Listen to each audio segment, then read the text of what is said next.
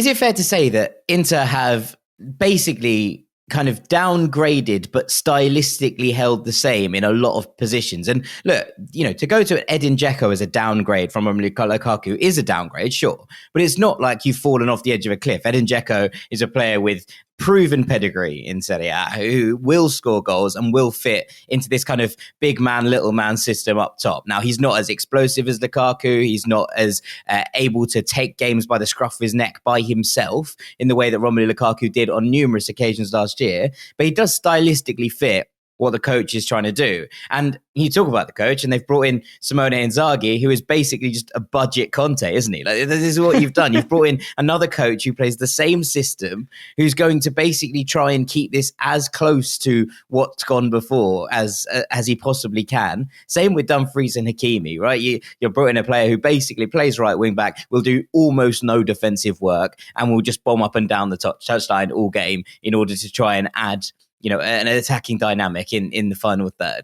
So what they've done is, yes, they've downgraded, and obviously it was going to be incredibly difficult to replace players of the caliber and the coach of the caliber of Hakimi, of Lukaku, of Conte.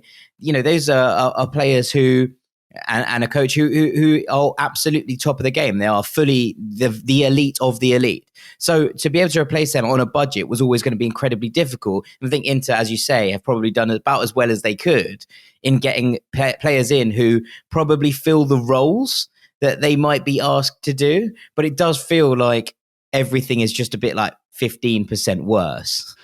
Yeah, this is the beauty of having someone like Beppe Marotta as your sporting director. He's one of the best in the business, and he understands what he needs to do here. He's obviously been given almost no money at all to play with, but he understands what his coach needs. He understands the need for continuity. He's gone out and he's sourced a manager in Inzaghi who's had a great career in Serie A so far, particularly with Lazio.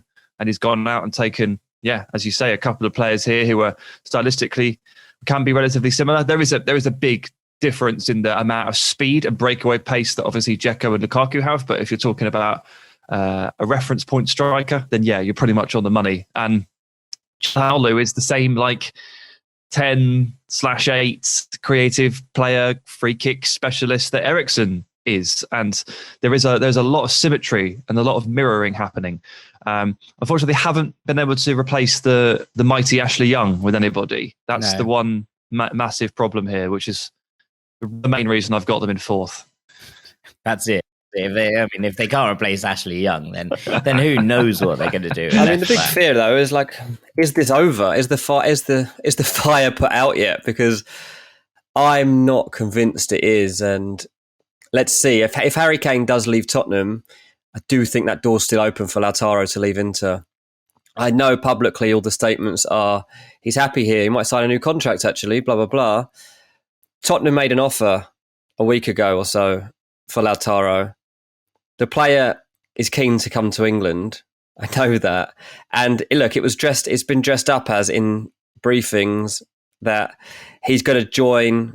Well, if he was to join, it would to play with Kane. But I keep remembering, I've been told by people very well informed that for the past couple of years, Spurs have always liked Martinez as like a Kane replacement. If Kane was to go, they really like Martinez. So I'm like, if they've made this offer, nothing's happened since. If they did want him to play with Kane, he would be there now, surely. But it has not happened. So have they made their offer and they're just waiting to see if Kane leaves? And if he goes, is Lautaro coming? I'm starting to have all these sorts of puzzles in my head these last 2 weeks of the transfer window. But look, if Lautaro left Inter as well, then would they even make this far? Yeah, that's a good question. I don't know. I mean, as it is, I've got the defensive line still intact, the midfield three still intact. Yeah. Lautaro is currently still there.